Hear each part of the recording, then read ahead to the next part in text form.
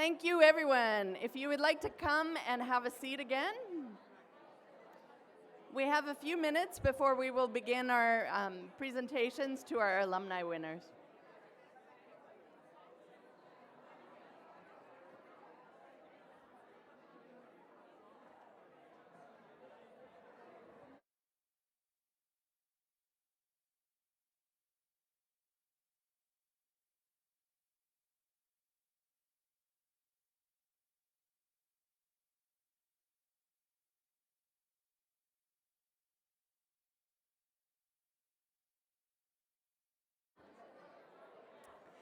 Thank you all for participating in the networking bingo. I hope that you had a good time meeting different people in the room.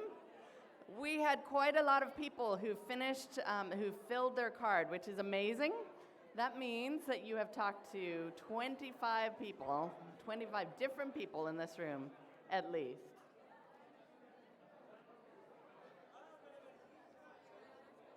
Yeah, thank you. All right, I'd like to hear from some of you about what you learned during this game. Let's see how many of you responded when you were asked about how many of you met an elected official during your fellowship. All right. How many of you like breakfast more than dinner? Oh, that's quite a lot of us. That's excellent. That's quite a bonding point that I didn't expect. How many of you found somebody who also plays your favorite sport? All right, lots of sports enthusiasts here. Did anyone sing a song in another language? Oh, excellent.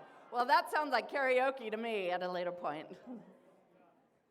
How many of you have worked for an international organization? And there's quite a few there. How many have traveled to 5 or more countries? Excellent. As you would expect, a well-traveled crowd, many people interested in that. My hope is that through this exercise, to be serious for a moment, that you've had a chance to begin to get to know people and to learn what incredibly diverse colleagues you have in the room with you. For me, it is a real privilege to have an opportunity to be in a room with so many different countries and territories represented. And I hope that this week, your conversations will reflect that kind of diversity and breadth of experience. It's fun to talk about what we do when we're not working, but we'll also spend some time this week talking about our areas of expertise and our interests. And we really do welcome you to be active participants in those discussions. Just to give you a little bit of a preview this afternoon, we will begin with presenting 2 of our Alumni Award winners this afternoon. And then that will be followed by an opportunity for you to meet in randomized small group discussions and to hear about your experiences on your fellowship. Each of you have had unique experiences, and you will want to learn about what others also learned through their program. So. And we encourage you to share widely with others that you meet throughout the week as well. At this point, we'll take just a moment's break. I would like to invite our Alumni Impact awardees and the presenters to come up to the front, and then we'll begin again in a moment.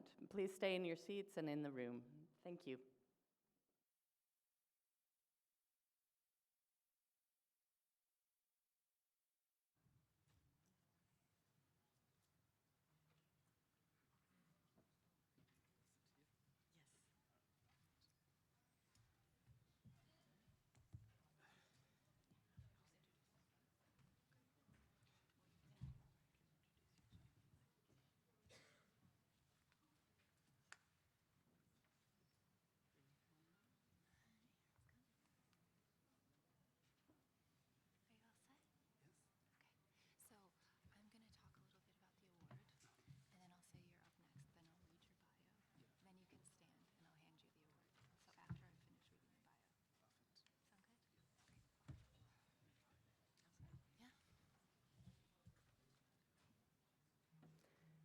Thanks again for your attention. I'm so pleased to begin this session to introduce our first 2 Alumni Impact awardees. And to begin us off, I would like to introduce Melissa Kirshner from the U.S. Department of State. right, thank you everybody. Good afternoon. Welcome to the 2023 Spring Professional Fellows Congress. As Patricia said, my name is Melissa Kirshner. I'm a program officer in the Global Leaders Division in the Bureau of Educational and Cultural Affairs at the U.S. Department of State. And I have the pleasure and the privilege of working with our Sub-Saharan Africa professional fellows. So great to see them here and great to see all of you here. I also have the pleasure of introducing our Alumni Impact Award today. So the Alumni Impact Awards are an important aspect of the Congress. The awards recognize the positive contributions of outstanding alumni of the Professional Fellows Program. These alumni returned home to put into action what they had learned during their fellowship. In doing so, they have made substantial contributions to their communities. Today and tomorrow, we will honor 3 international alumni and 1 American Fellowship host. The State Department selected these alumni from more than 250 applicants who demonstrated their ability to create positive change. We have invited them here to the Congress this spring to inspire you to think about what you can do in your community and to provide exemplars for how your professional fellows experience can transform your career and your outlook. As we honor them for their achievements, we will have an opportunity to hear from each of the awardees, and you are invited to ask them questions after their speech. They will be here throughout the Congress, and we will have an opportunity to hear from each of the awardees. And you're invited to ask them questions. I already said that. So they will be here throughout the Congress, and please find them. So on Thursday afternoon, the 4 awardees will be on stage together for a conversation to discuss what they have in common and the opportunities that they see for future alumni of the program. So now it is my great pleasure that I will introduce our first awardee, Brian Malika from Kenya.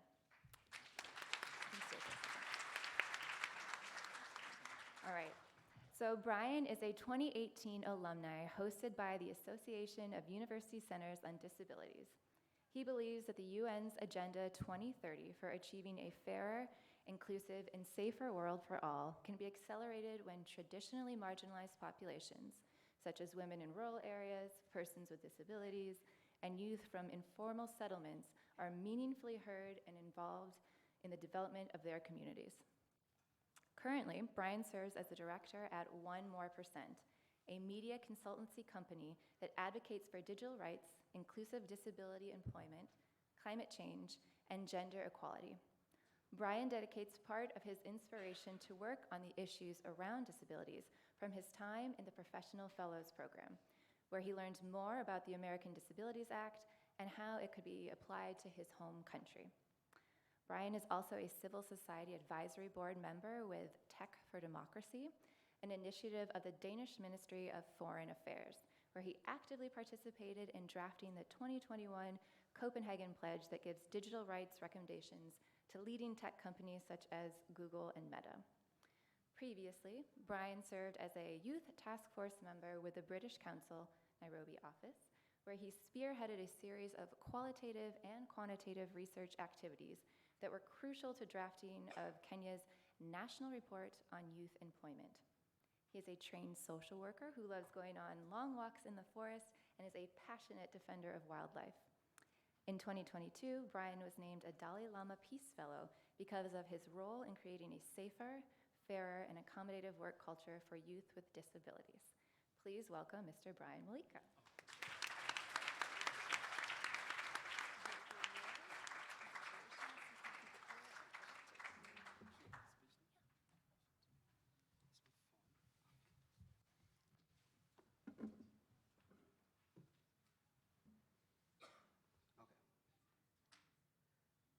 I came across a disturbing piece of research carried out by the Kirinyaga University from Kenya on how Kenyan employers perceive persons with disabilities as expensive to employ. This research further indicated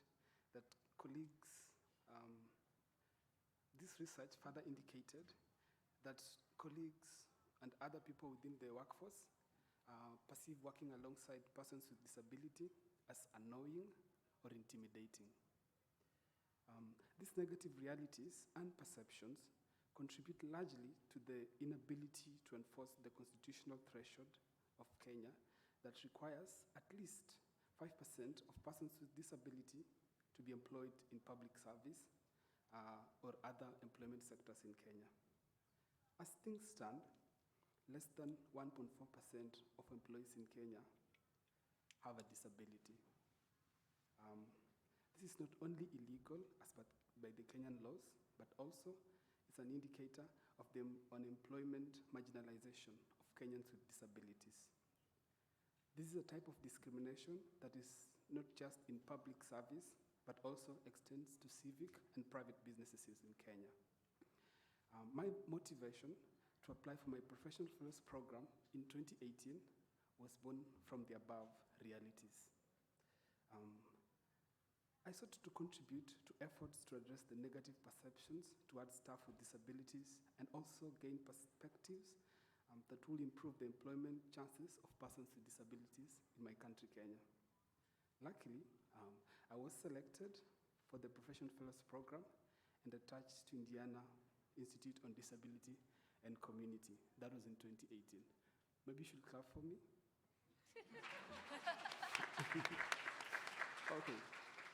So while at Indiana, I got to learn more about the history of disability employment rights within America. That includes the information about the 1930s League of the Physically Disabled and how such a movement culminated in the American Disability Act of 1990. So for those of you who know the American Disability Act of 1990, it's a series of events that began in the 1930s when persons with disabilities in this great country of America wanted to be heard, they wanted to be included, and they wanted to actively participate in the affairs of the American society. So I was able to borrow a lot of inclusive employment strategies. Okay, you want to pick your phone? I was able to borrow a lot of inclusive employment strategies from America's history of disability advocacy, since there's a great similarity to the current employment-related struggles in modern Kenya.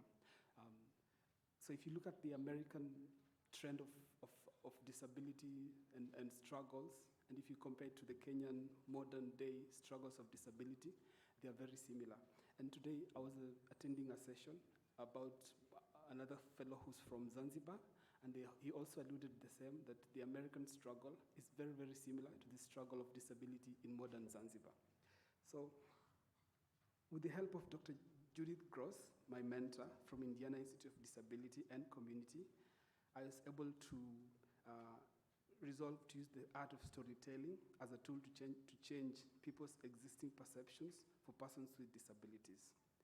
When I returned to Kenya, I started a media consultancy company called 1%, which is dedicated to amplifying the voices of persons with disability through a positive best lens solution. So 1% is an organization that believes that in order to make great impact in society and in order to make change, we need to start with that one step, that one initiative. And if we look at all the great revolutions and movements in the world, they all began by simple steps. So that is the motivation we started when we called our company 1%. Through this media organization or company, we have educated and reported on how the American Disability Act, like reasonable accommodation, can be adopted into Kenya's employment practices so as to foster employment for persons with disabilities. Such stories majorly target employers in companies, civil societies, and public service. So our previous project, we have been able to train 10 young people on how to tell stories of their experiences as young people, persons with disabilities within the employment sector. Our media company's approach to aligning with the American Disability Act places the quality of content we produce at a world-class level and such. We have signed a contract with Project Syndicate. Project Syndicate is the world's leading think tank in terms of opinions in coming up with the op-eds. So it's based here in Washington, and we have a contract with them. And through them, we've been able to publish articles with the World Economic Forum And we've been able to be published in more than 12 languages, in more than 50 countries, and to be read by more than 8.6 million people. And that is verifiable when you use tools like MooCrack. Okay. Based on this process of success, we were part of moderators at the 2020 East African Summit on Disability that was held in Uganda with more than 30 delegates representing different employment stakeholders across Africa. In the summit, we were able to conduct a session that borrowed heavily from the American Disability Act regarding employment prospects for persons with disabilities beyond the COVID-19 pandemic. Through the support of the US Embassy in Nairobi, my media organization trained 40 women who are living with disabilities on how to communicate the employment needs through a policy approach. This process enabled 40 girls to draft a bill aimed at ending disability-related gender-based violence at workplaces, which has now passed as a policy at the Kakamega County Assembly. In June 2022, the Harkins Institute, in collaboration with Drake University, recognized my role in media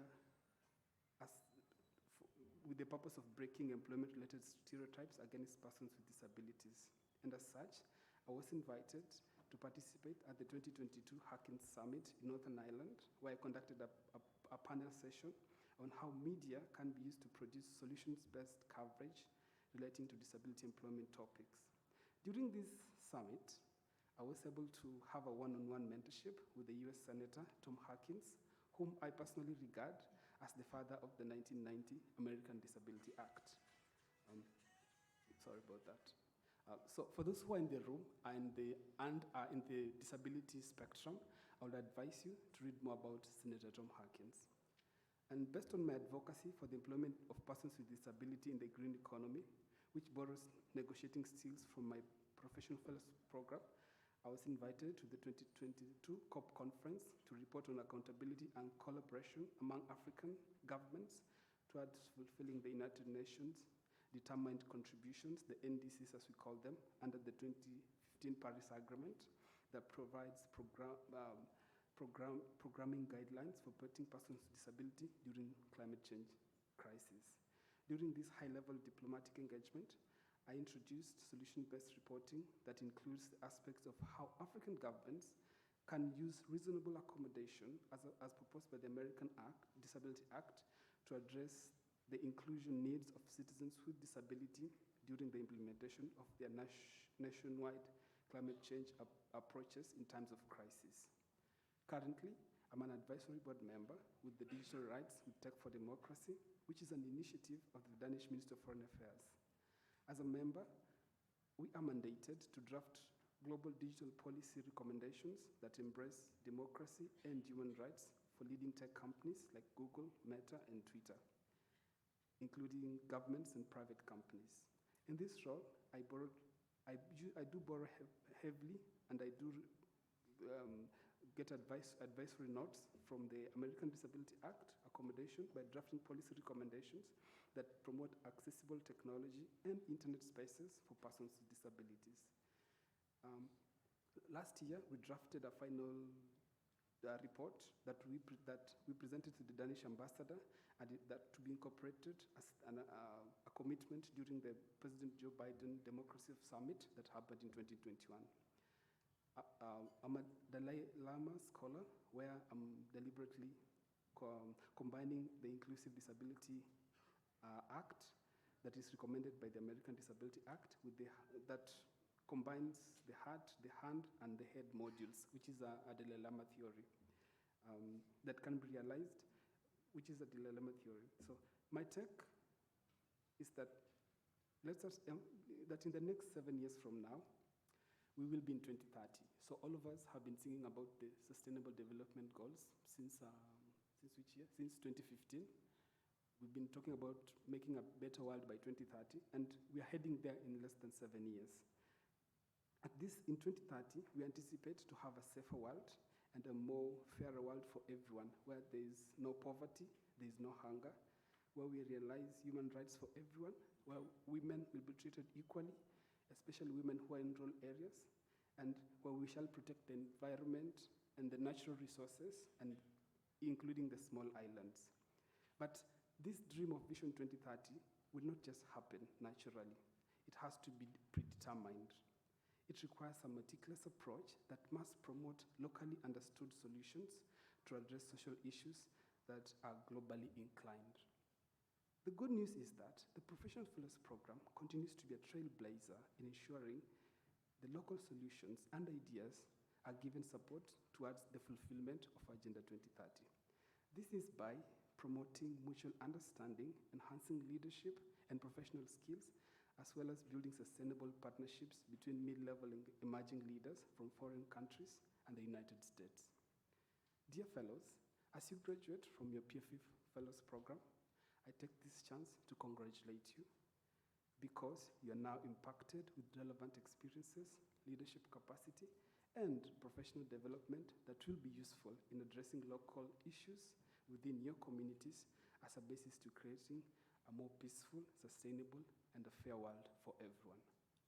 Make use of this diverse gathering, not to just share contacts, but also to build meaningful networks that will create strong social movements towards achieving shared global prosperity. I want to thank you all for listening.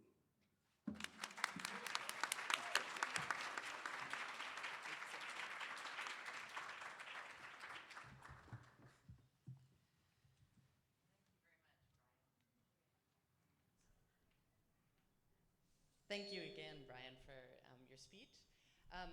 Brian is willing to take some questions from the audience if there are things that you would like to ask him about his work or how he maximized his experience on his fellowship program. So we have 2 roving mics in the room, and we invite you to raise your hand if there is something that you would like to know more about. And I would like to, as you're all gathering your thoughts, I'd like to begin by asking Brian, if you were president for a month, what would be some of the initiatives that you would like to introduce that you think would further your interests? Thank you. That is a very ambitious question. If I were the president of Kenya for a month, I would listen to the people more, and I wouldn't refuse to say I'm wrong. I think that is one of the biggest problems that our leaders are facing. They refuse to say they're wrong, even when they know they're wrong. I think leadership is not about being right or being wrong, but doing the right thing. So I think I will accept to be wrong, and I will listen to the people more. Thanks. We could use that humility. Thank you. Other questions?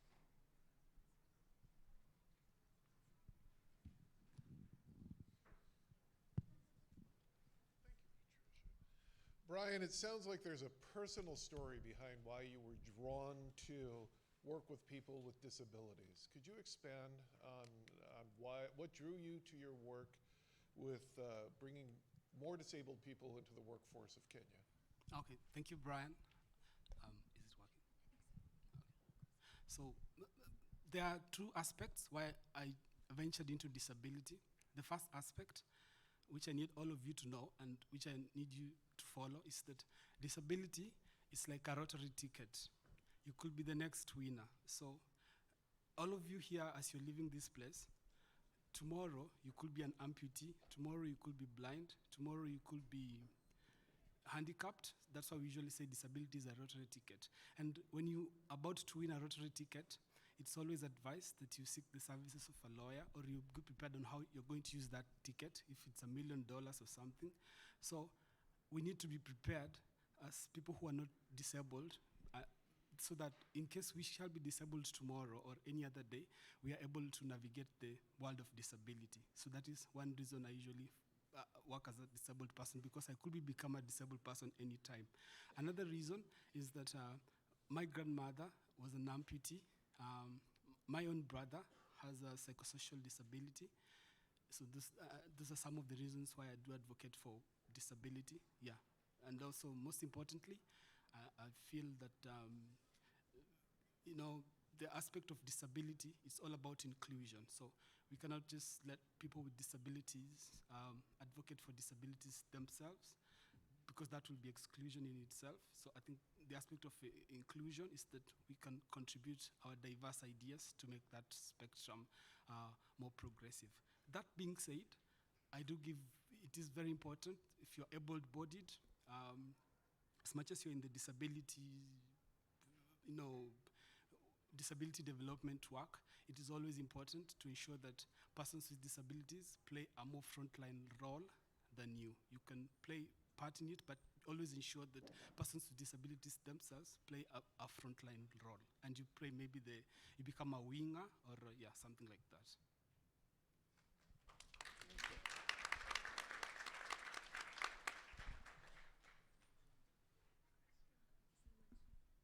Thank you so much, Brian.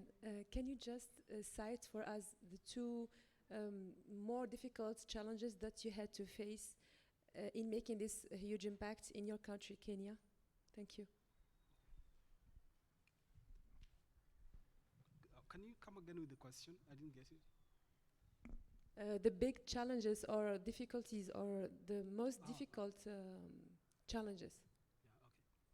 Yeah, okay. So when I left Washington in 2018, the biggest challenge, which I think most of you also are facing silently, is I used to say, well, I'm not going to get the money because you need money to mobilize, to organize, to move, to all this. So the biggest challenge was the money. But with time, I kept, within a few months, something like that, I later learned that also this networking that we're doing, this sharing of contacts, and this knowledge that we're being given is also a form of a currency. Later learn to know that information is, and these networks and all this is a form of a currency. That a currency doesn't have to be just money alone sometimes. Yeah, and when doing that part of making use of these contacts with the other fellows that I was in, the US Embassy in Nairobi, sharing these things, being there when they call for these meetings. Yeah, now I was able to connect my network, my knowledge, and all that with the resources that were available. So that was one of the biggest challenges that I faced. Yeah. Another challenge that I also faced is when I returned to Nairobi, though I have already addressed that, is there was that conflict between me and my people in Kenya who are disabled, because there was that question, what would you play a role in matters of disability, and what is your disability? So that was the question, yeah. Thank you. Hello, Brian. Thank you so much for your amazing speech, and thank you so much for the amazing, impactful work that you do.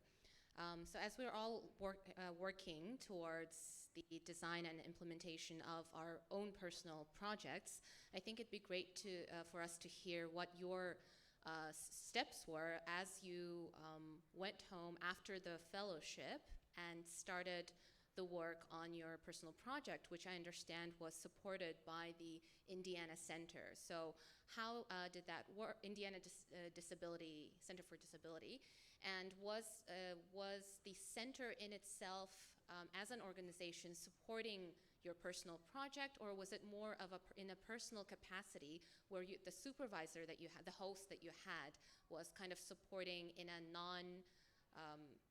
non-organizational matter?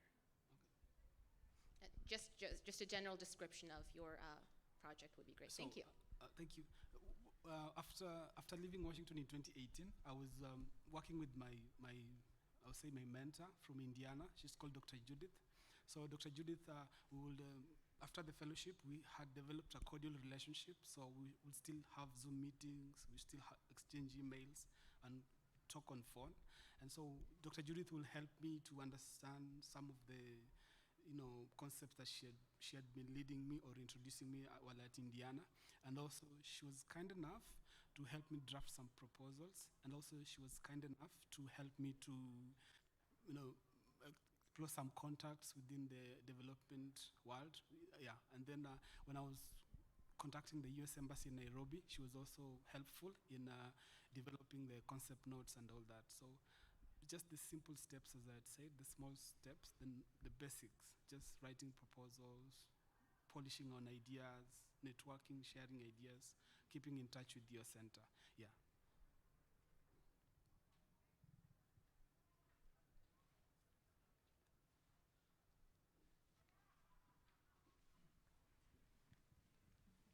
This is Eric. Thank you very much, Brian. I heard mention so much about the ADA, and I was thinking that what is your view about our own, local laws? Is there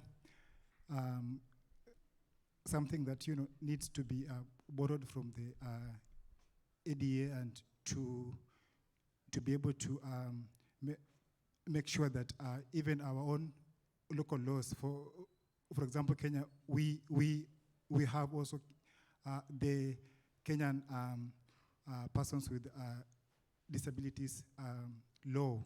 So, what is your view on how our laws also promote disability inclusion? Thank you.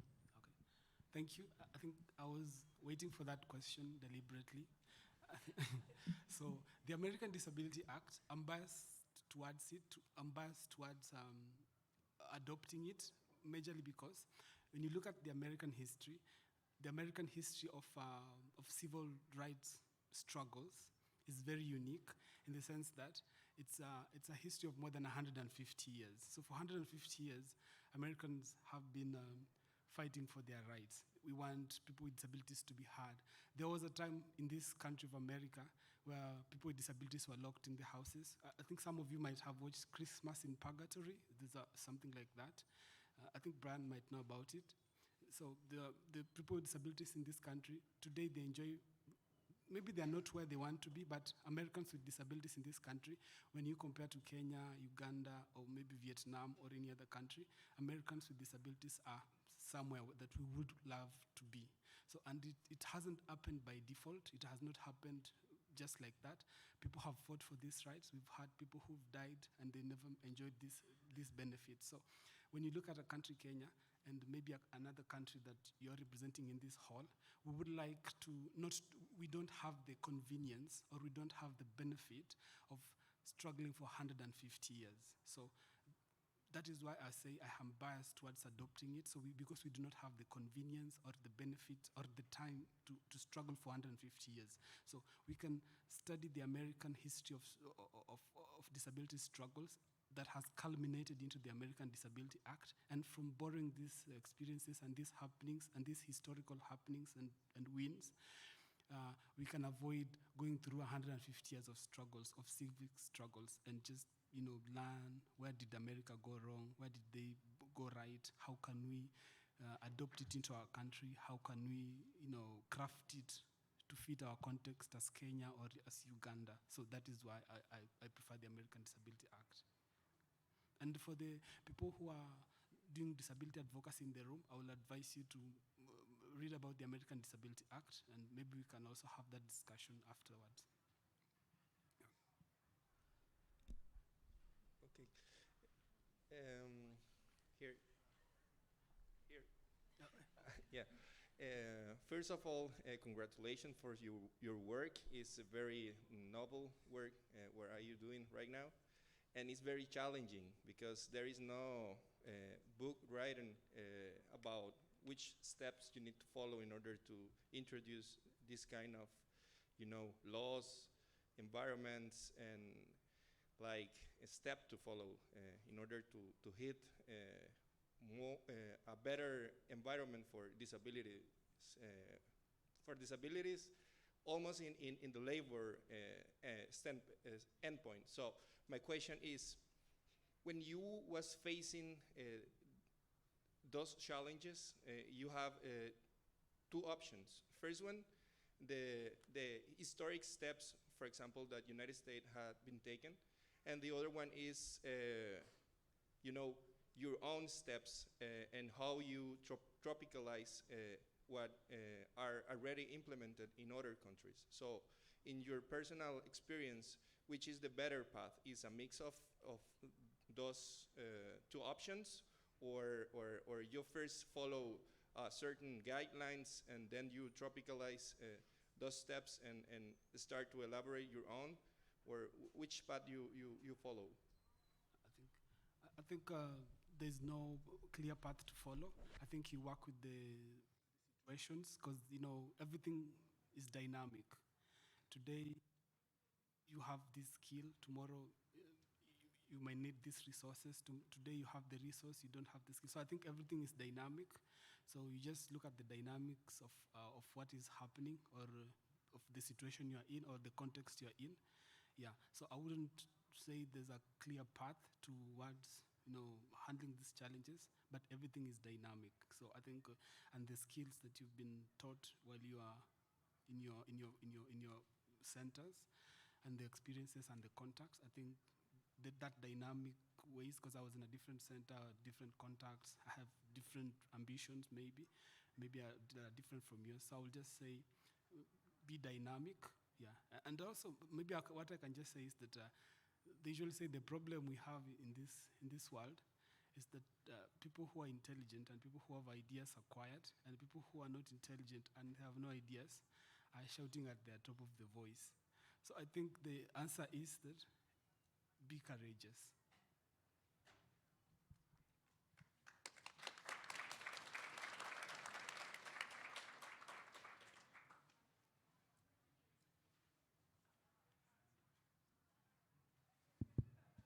Hi, here we go. Thank you, Brian. This is Cho from China. Very excited to hear your work, and listening to your presentation and looking at your profile from my WOVA app, I found two things. The first one is that you work on digital rights, and the second one is you work with the biggest tech firms like Google, Meta closely. So my question is about them combined. What's your recommendations for them that you presented in the conference about digital rights? And how do you see we can shape as early as we could this ever-emerging like AI technology for good, for disadvantaged group like disability? I asked because I too work with these tech firms within China, and and as part of the program, I work on how to use AI technologies like ChatGPT as large language model and to improve their mental health care access for people with disabilities. So we'd be very interested to hear your thoughts working with them and your recommendations for them. Thank you. Okay, I think I'm not working with Meta or Facebook or Google. I'm working as an advisory board with the Danish Ministry of Foreign Affairs. So this advisory board, do you want to say something first? Okay. Yeah, because I read about your, in a conference, you presented your recommendations on digital rights to companies like Google and Meta. Is that? Yes. Maybe I understand it wrong. That's correct. Okay. Yeah. Would like to learn more about that. So since 2021 and 2022, we've been working with Tech for Democracy. You can look it up. Tech for Democracy is an initiative of the Danish Ministry of Foreign Affairs that has brought 45 civil society leaders and civil society organizations from across the world. And we've been meeting after every 3 months.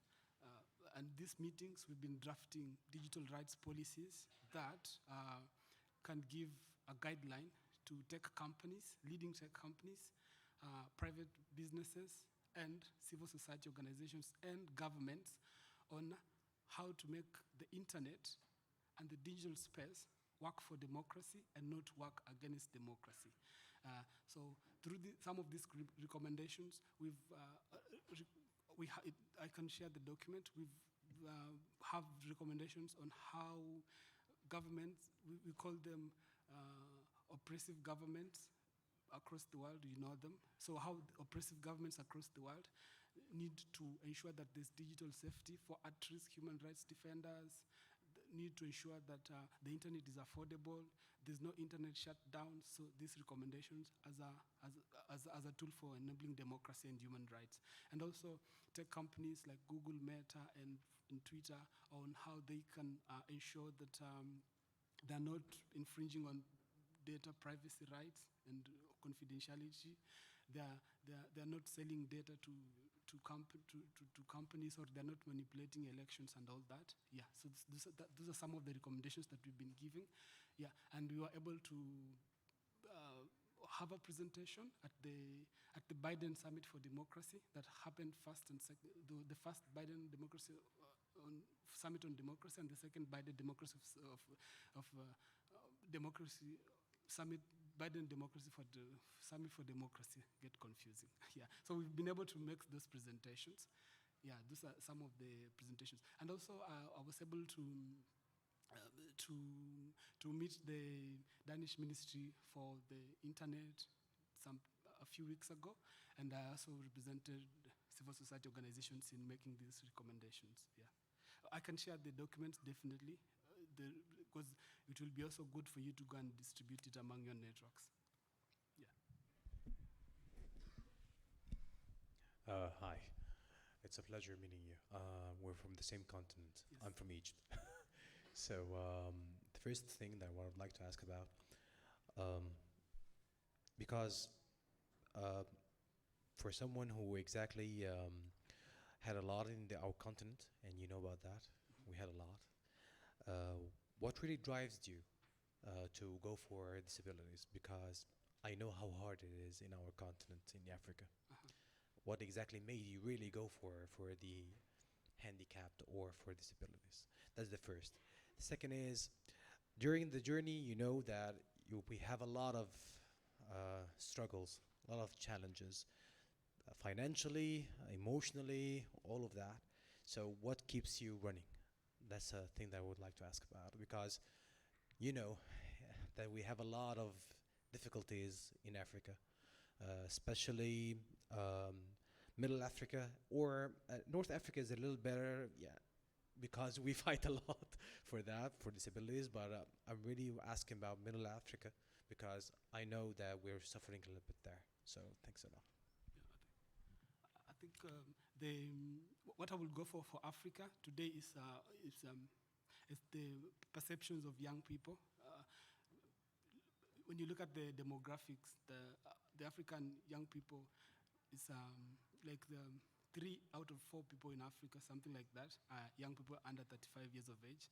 And majority of the people who have disabilities are actually young people in Africa. So I think if one thing I will go for changing the perceptions of young people towards disability, so that they are more positive, they are more encouraging, they are more embracing. Yeah, I would go for that.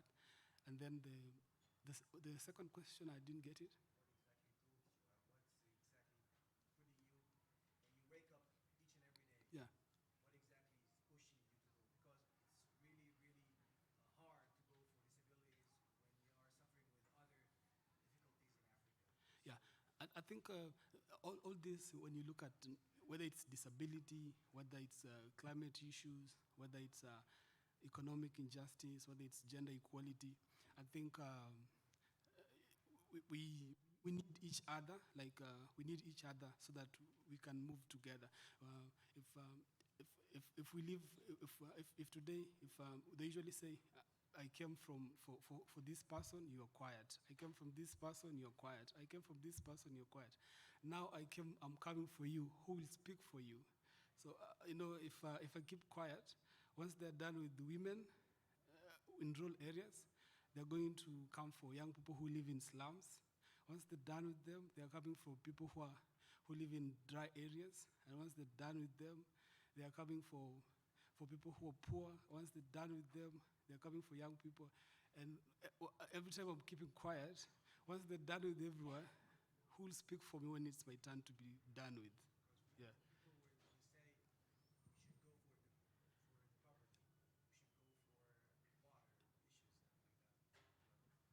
Yeah. If you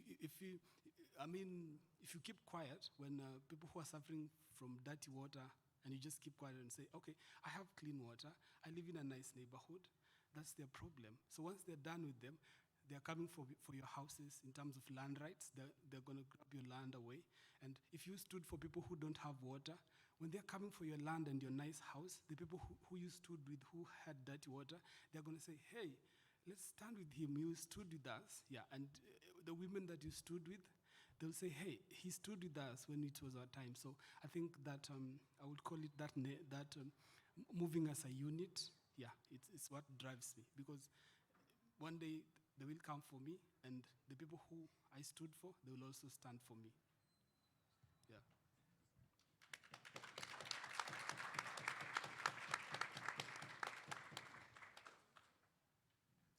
Hi, Brian. Congratulations for the award. I'm Akanksha. I'm from India. I would request you to just give us a little more perspective on your firm, like your media consultancy firm. I work as media consultant, so I want to know more about how media consultancy is done for the cause that you're working on. One, and also I feel it would be heartening to see some more inclusion in the room right here because I don't see anybody who's facing such challenge. So maybe suggestion to professional fellows program that we can have some inclusion of disabled in the program. What do you think on that? Yeah. I think the second question, we have people who are identified to have disabilities. I think when you'll be having your dinner or these networking sessions, you should be able to see them. We have people who identify as LGBTQ. If they like, they will tell you about it. We have people here who are refugees. If they like, they will tell you about it. We have people here who come from low-income areas. If they like, they will tell you about it. So it's upon them, because some people don't want to say about their inequalities. They like to keep it private. Yeah. So because of reasons known to them, because of security reasons, because of self-esteem reasons. So you might look at the room and say, oh, I don't see minorities. Oh, I don't see people who are disadvantaged. But because of their security, because of their self-esteem, because of their consent, you just can't show up, hey, do you have this type of disadvantage? Because they need consent first. So maybe these networks, because the first speaker said that networking takes time. It's not a one-day thing, it's not a two-day thing. Networking can even take 5 years. So maybe with time, you get to know about them. And then the first question about the media consultancy that we do. Is it working? The media consultancy work that we do, it's a media company that we do offer solutions-based lenses on issues about development, about disability, about climate, and all that. For a very long time, bad news sells. Bad news has been selling. But when bad news sells, research has shown that when bad news is everywhere, people tend to be less human. People tend not to care. People tend to be discriminative when bad news sells. But when we sell news with the goal of spreading solutions, like instead of saying 250 kids in red and bold on the TV, 250 kids in Africa die of hunger, people get scared, people don't want to associate with such news, the impact that comes. It is maybe better to say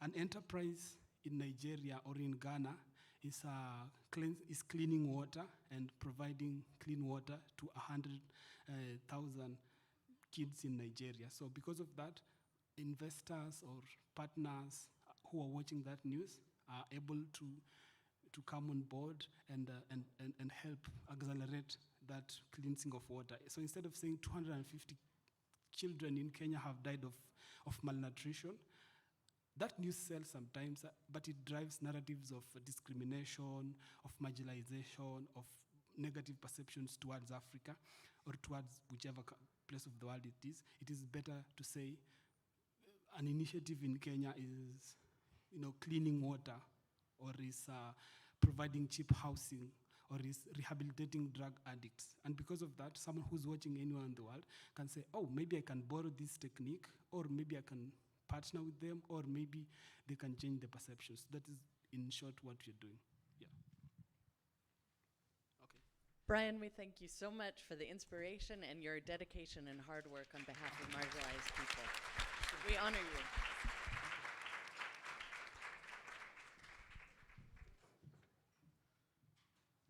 Can we have one more round of applause for our first awardee? Good afternoon, everyone. I am Erin Wooten. I am one of the program officers with the Global Leaders Division of ECA. It is lovely to see you all here this afternoon. We hope you are getting something from the speeches that have gone forward. I am here to introduce our next Alumni Impact Awardee. She hails from Romania and is a previous fellow from my portfolio, EUR, Europe and Eurasia. Without further ado, I would like to introduce you to Ms. Raluca Negulescu Balaci. She was hosted by Great Lakes Community Action Partnership in spring 2013. She is the executive director of UPath Foundation, a global nonprofit organization that enables underprivileged children from Romania and India to reach their potential through access to 21st century-oriented education. Ms. Raluca has 14 years of experience in designing and implementing innovative programs in vulnerable communities, linking education to technology, arts, sport, and community organizing. In 2013, she was a legislative fellow in the Professional Fellows Program, focusing on building grassroots democracy in minority communities. She subsequently received the Human Rights Award of the Embassy of France in Romania for her local women civic initiative, the Mothers Club. She has written extensively about structural racism against Roma and ethnic profiling in European reports commissioned by the European Network Against Racism in Europe and the European Roma Grassroots Organizations Network. From 2017 until 2019, she was the board chair of the FAIR Network, an international organization with more than 150 members in nearly 40 European countries that works to advance social inclusion of marginalized and disenfranchised groups via football and to engage policymakers, key players, and governing bodies in the anti-discrimination movement.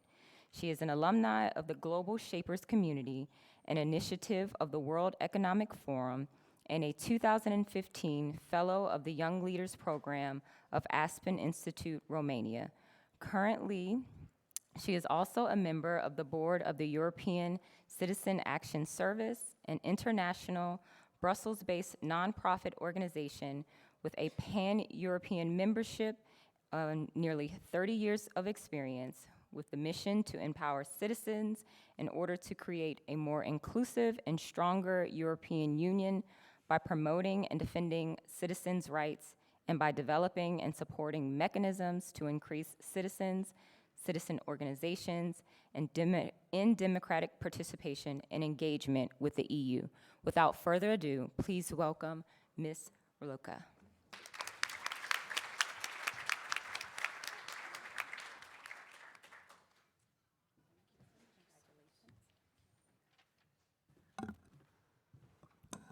Hello, everyone. I am very honored to be here today, and thank you for this recognition. I just wanted to say that this award is actually for collective leadership, so this is not my award.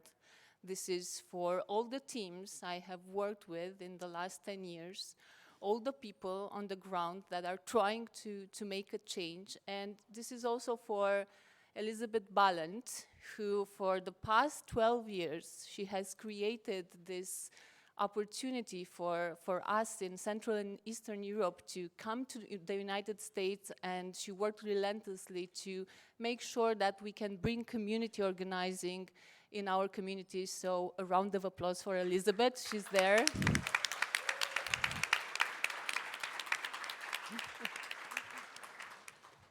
Yeah, I wanted to start by sharing with you one of the stories that really left a mark on me. And it's a story written by one of my favorite authors, American authors, Ursula Le Guin. In 1973, she wrote this story that I think it's still a metaphor for the world we're living in. And it's called The Ones Who Are Living Omelas. And Omelas is a place where there's the ones who left behind Omelas. So I know I'm with a group of friends here, but I'm still nervous because this is a space. I know it's a safe space, so yeah, I wanted to share with you this story, the ones who left Omelas. Omelas is a place of prosperity. Everybody is having a wonderful time. They have everything they need. They have food, they have security, they have wonderful houses.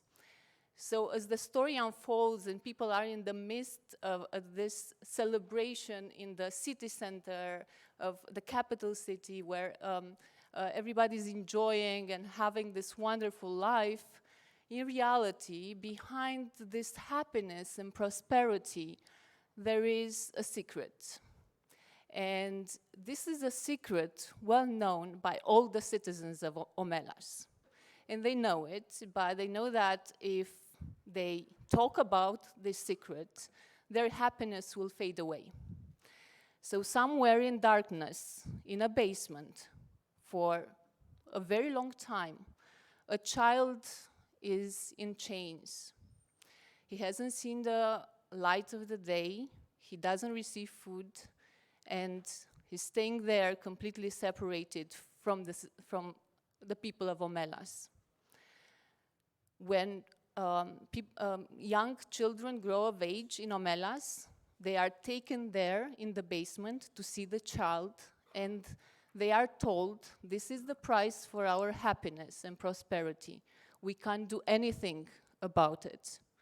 Some people, they just can't take it, so they leave Omelas. They leave it behind. What I'm seeing in this room is people who are not leaving Omelas behind. Omelas is each and every one of our societies. And the child in the basement stands for all the issues that we're trying to solve in our societies. We are not leaving Omelas. We are here to change Omelas. And this is the power of collective leadership. And I really recommend you to go back to this story and read it because it's incredibly powerful and even after so many years, so relevant for our societies. 10 years ago, after I left the United States, I went back to the community where I used to work, one of the poorest areas of Bucharest, the slum, with drug trafficking, violence, extreme poverty, kids dropping out of school, high levels of illiteracy. That was the community I was working at that point. So I went back with all the knowledge about community organizing, and I started this Women's Civic Initiative group. They decided to call it Mothers Club because they were Roma mothers of the kids from the educational programs I was running with my organization at that time. And they've started, we had every Thursday at 5 o'clock this meeting, and they knew they are coming in the school every single week to talk about the issues in their communities and to find solutions for themselves. And they started putting pressure on the local authorities who couldn't care less about this community because this was a hopeless community, right? Nothing could be done here. And they put pressure, and we went to meetings with local representatives, and we put pressure, and the women were there for their kids, for their safety, for their lives, and they made it happen. And they made so many things happen in the community, including working with the biggest electricity provider in the country to create a program for vulnerable consumers and really dive deep into the realities of the poor communities that are facing so many issues related to utilities. But then, some people said, it's amazing what you're doing in this community, but this is small scale. I mean,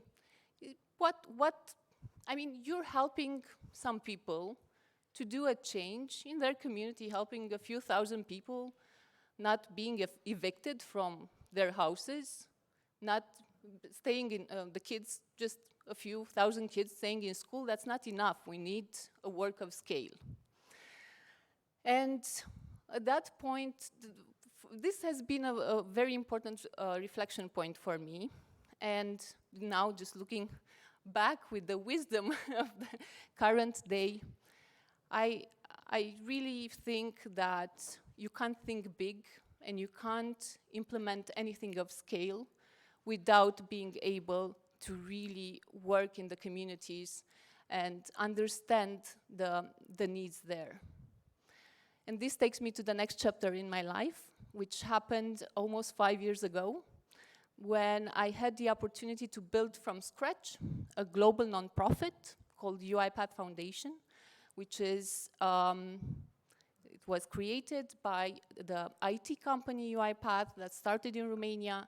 So now I'm at the intersection of business and nonprofit and public institutions. And what I think it's very powerful is that all this knowledge of working in communities is ingrained in everything we're doing at UiPath Foundation. And I do think that community organizing and the principles behind it should be integrated in the work we are doing. And I'm very grateful for the fellowship opportunity and for what it brought in my life. And I think that many times we react to the realities around us, and we're trying to think at scale, but at the same time the solution is in every person you are trying to serve and work with. For instance, in what we managed to do in the past 4 years and a half is to reach more than 50,000 children from Romania and India for our educational programs. And this happened because we're very connected to the communities. We are there. We work with the communities, with the parents, with the children, with the schools to change the reality on the ground. And I wanted to give you an example of how taking the pulse in the community really shapes the solutions that we are providing. For instance, when the lockdown started in India, so many people were reacting, we have to buy medical supplies. We managed to raise money from the global community that is supporting us. And of course, the train of thought was, we have to buy medical equipment, medical supplies for hospitals. And then we listened. We talked to the people. We talked to our partners, and what we found out is that hundreds of thousands of children with families were leaving the big cities in India in this huge internal migration because they couldn't provide for themselves. They didn't have any jobs anymore, anything. They couldn't survive in the big cities, so they were moving back towards the villages, and they were basically starving. And we were hearing this. They were telling us, we will die first of hunger, then of COVID.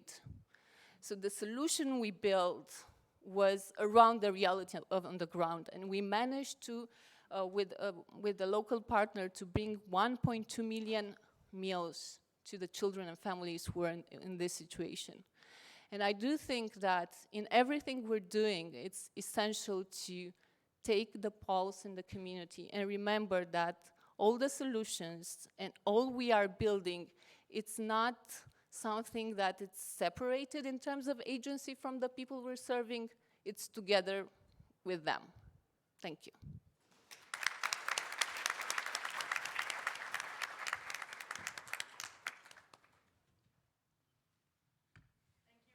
And congratulations again on your honor. We hope that it is encouraging to you in your work going forward. So we invite questions from the audience. If you would like to ask Raluca something about her work or what she has done since her fellowship program, we have 2 mics in the room, and I open the floor to you.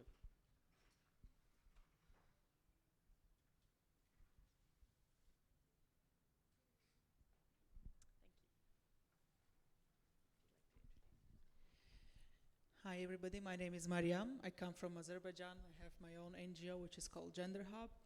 And what you were telling reflects a lot my concerns and my experiences in my daily life back home.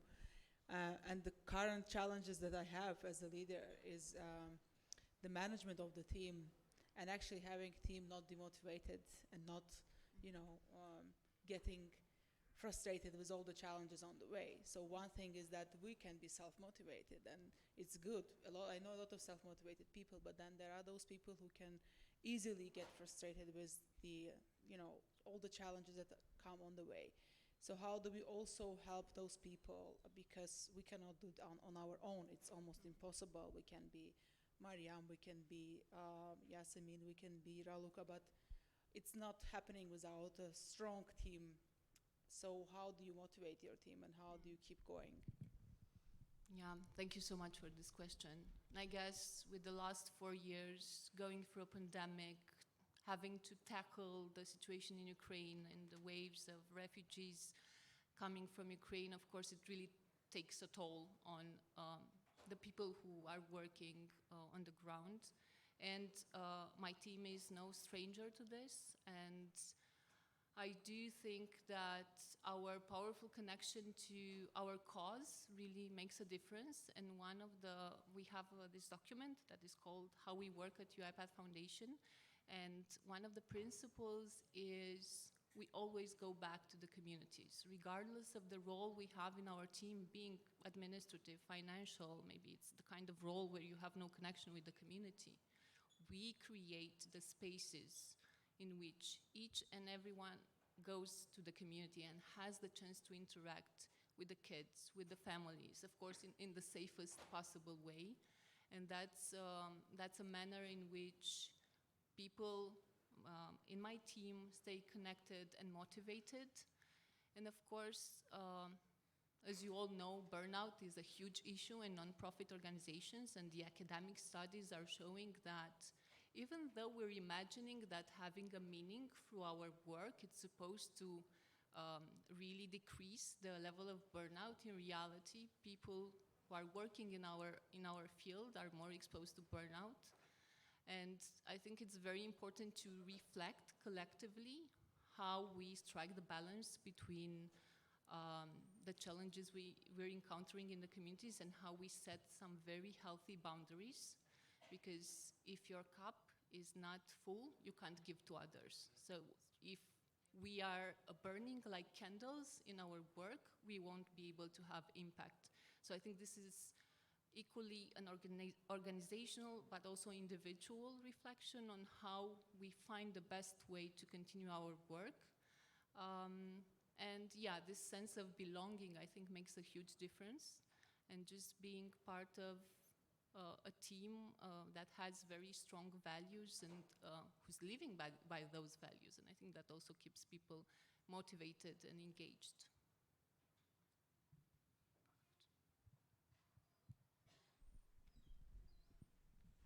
Hello. Okay, so my name is Khizar Rizvi, and I'm from Pakistan. And pretty much like you, I am running a Global Shapers Hub in my country. And I had two questions. First is on the nonprofit side. So there are usually times when you really want money and you want to get that money from different grants and different investors. But you want it on your own terms, right? Because you really want someone who really empathizes with your cause. And the money that you're getting, he kind of like is a part of that as well. So have you ever been in that situation where you have to deny money, or you have said no to someone although you needed that money, and how you navigate through that? And the second is, why football? Why did you introduce football in that element as well? So yeah, so two questions in a very different spectrum. I'll start with the football part. In the slum in southern Bucharest, it was basically very difficult to bring kids in school. So football was a hook because they were playing football in the neighborhood. So it was a hook to bring them closer to the school, and then to start to weave a system of support that focused on education, social and emotional, psychological support, and just creating the safety net for them. So that's why football, and because I think football brings people together, and it doesn't discriminate. There's actually a very nice methodology. It's called Football Free, so I recommend it for you. It's also looking at the ways girls and boys can play together in a very respectful way.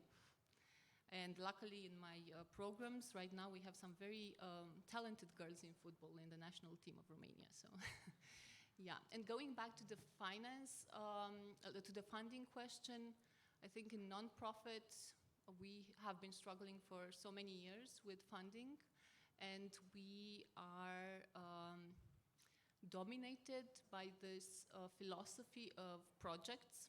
That's why when I started the UiPath Foundation, I said, we are not doing projects in this organization, we are doing programs. So everything we're building is long-term. And I think it's very important the way we are shaping our organizations. I think this dictates the way we bring funding as well. Luckily, at this point, the foundation has the support of the IT company that created it and the larger community of employees. But I do think that the impact we are trying to build, we need to bring together more stakeholders in this. And I did refuse funding for reasons which had like ethical reasons. Like, I'm working with kids, the funding I'm receiving should reflect the values. So no tobacco industry, no arms industry, no, yeah. I mean, it's a spectrum of funding sources that is in collision with the values of my work. And I also refused once some resources because we didn't have capacity as an organization and we were risking like a collapse of the team, and I just didn't want to expose my team to that. But I do think we need to be more creative when it comes to the manner in which we are funding nonprofits, and we have to look at those tools that are innovating finance. I'm now looking very closely at the social impact bonds and how this mechanism can be upgraded to reflect better the needs of the beneficiary on the ground and really ensure stability for service providers in education. So I'm also encouraging you to look at that.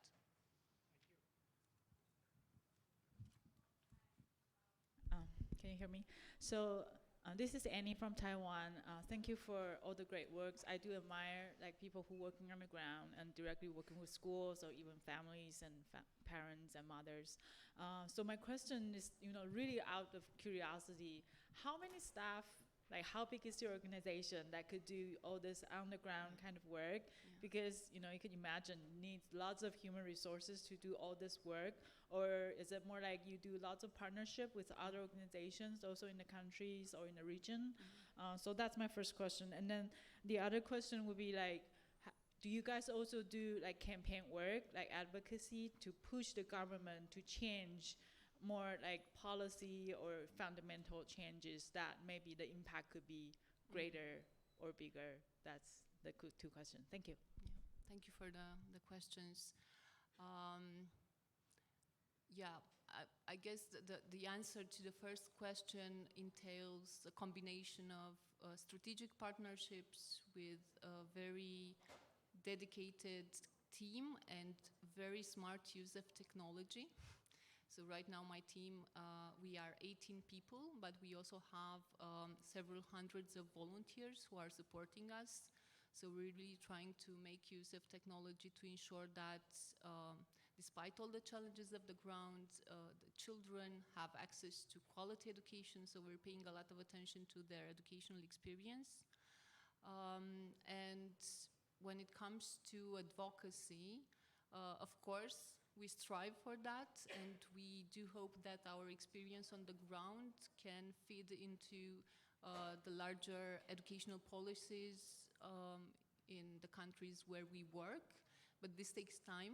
I mean, we do have a very consistent monitoring and evaluation system in place that can provide these insights, and soon it will be 5 years since we've done this work, so it could really inform policy, because in educational programs you need at least 5 years to track progress.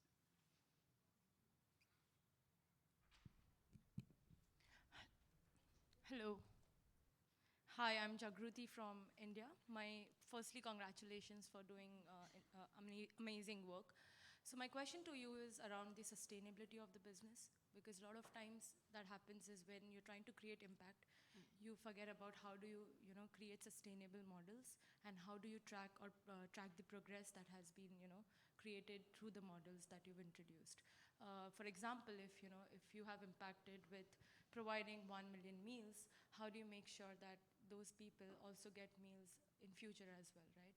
Mm-hmm. Do you believe in creating ambassadors that can also, give back to the society through the impact that you're creating? So how do you, navigate the whole process of creating sustainable models? Yeah, that's a very good question. Thank you. So I think we have to make a distinction between these events in the past 3 years that entailed an urgent response to humanitarian crisis around us. And that's true that in these cases, you just deploy the resources according to the needs on the ground, and you make sure that people receive what they need at that point. At the same time, when it comes to our long-term programs, of course, that, a child in our programs is for at least 4 years. And then, that's the minimum period of time. And now, as the kids are growing with the foundation, they are moving towards an alumni community. So we're building that to make sure that they stay close to us and we can help them from different perspectives. And just having this footprint in the community, I think it's essential because we have partnerships with schools, we have local coordinators, we have an infrastructure of intervention that looks at the entire ecosystem of the kids. So really trying to bring together all the stakeholders that can have an impact. And we are fully aware that we can't do everything as one organization. That's why I think collaboration is key. And it's also collaboration and partnerships entail a lot of work and a lot of respect. And this is something that also takes trust. Building trust takes a lot of time, and we have to consider this as well if we really want sustainable interventions.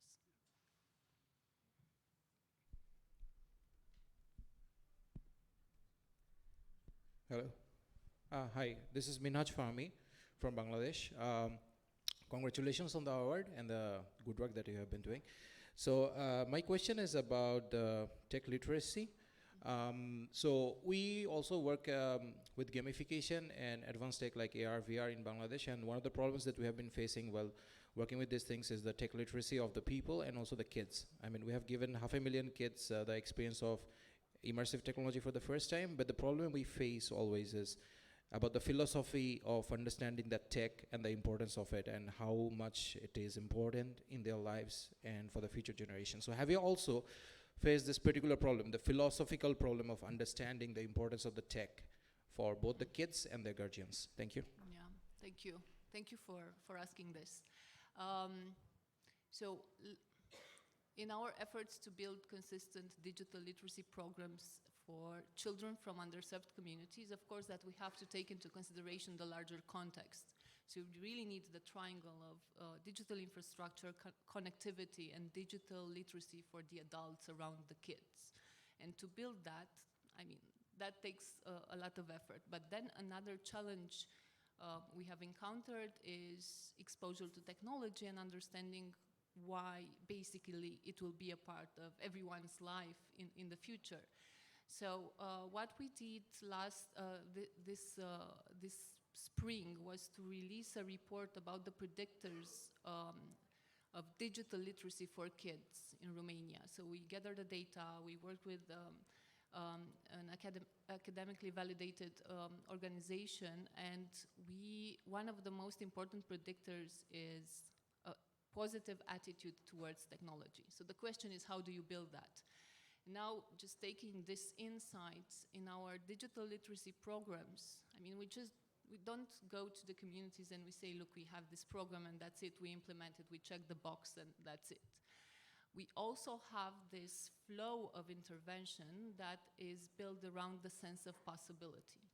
So what does this mean? It means that we are exposing children to professionals from the tech world, and we are talking about these essential things around technology and how it impacts our lives, and we're making them understand how technology can help them.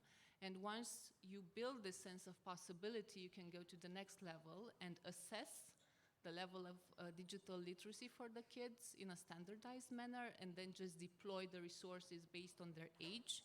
And what we discovered 3 years ago was that there is no standardized assessment test for digital literacy for kids, so we built one from scratch. And we also translated it in English, and it's free of charge for more than 3 million kids in Romania, and also for kids around the world.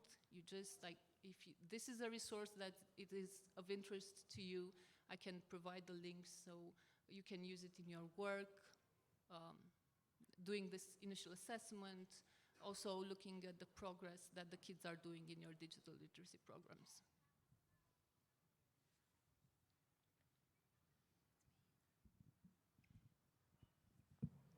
Hi everyone, Umaima from Tunisia. Thank you so much for sharing your experience with us. So we don't share the same dress color only, but a lot more. I've been working with kids for 3 years now in Tunisia. And the follow-on project will be about programs for kids with learning difficulties in public schools in Tunisia.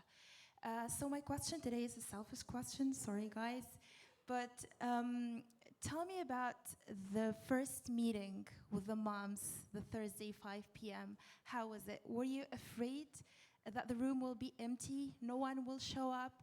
And what are the techniques and what are the tips that you use to keep parents engaged? Because this would be my first step in Tunisia. I'm not a parent, I'm really afraid and scared that the room will be empty. Thank you so much. Yeah, thank you. And very happy to share more about it afterwards as well. I think what was essential was that I already had a relationship with the community, with the kids, the parents knew me and my team, so there was a base of trust. So when we started this, because they knew and they saw how much their kids improved their educational attainment, they just joined because they were curious. Also, an important trick is to have some snacks and do something. I mean, that helps all the time.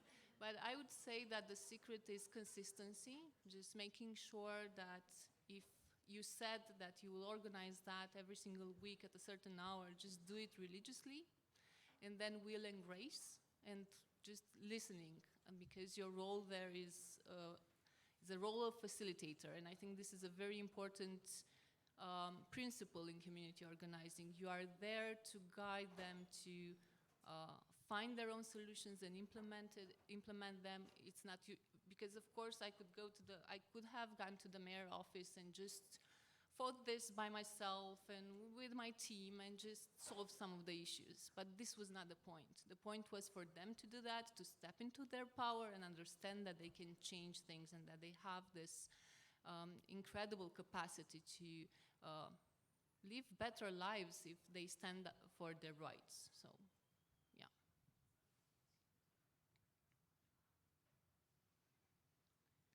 I believe there's just one more question, perhaps on the other side of the room, though. Hi, Raluca, Tony from Tonga. I'm currently working on a project where we're doing initial assessment on a community to do some ICT, digital inclusion, activities. And I just want to ask, what were some of the initial challenges you faced around digital inclusion with the communities you work with, and how did you overcome those challenges? Thanks. Yeah, thank you. You know that Romania, for instance, is a country with the best broadband in the European Union. I mean, very high-speed internet. So we're very lucky, right? So this is an important prerequisite for just building this kind of programs. But then you go to this underserved communities with schools that basically, I mean, there's no good internet connection, right? So how do you bring these opportunities to the kids? So what we did, because we provide tablets with internet to the kids, we made sure that we identify the proper provider for that part of the country that has the best signal. We provide remote technical support, so we're there for each child in case they're facing different difficulties. I think just being there and trying to figure it out, and of course, just making the experience very safe and engaging, interactive, because everybody is tired of being online. On the other side, we started this process of building the infrastructure during COVID, because the schools were out. 1 million kids in Romania were out, so they didn't have access. The schools couldn't adapt to it. So we built this infrastructure, and then we realized that we can bring very powerful educational opportunities in communities where logistically this would not be possible any other way. So we kept it and we've improved it. So I'm very happy to share more about this in the break, or I will be here for the next few days, so feel free to reach out to me.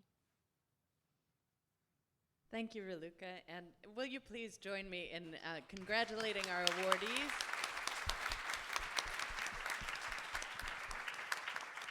Raluca and Brian, you inspire us all, so thank you for your hard work. At 4 p.m. this afternoon, we will begin the breakout discussions about your fellowship experiences, and you will all have an opportunity to share what happened over the last few weeks with your colleagues. These are randomized groups designed to introduce you to the widest possible selection of fellows here. You can find your group assignment and your room assignment in the Whova app under My Agenda. If you press that button, you have all been assigned.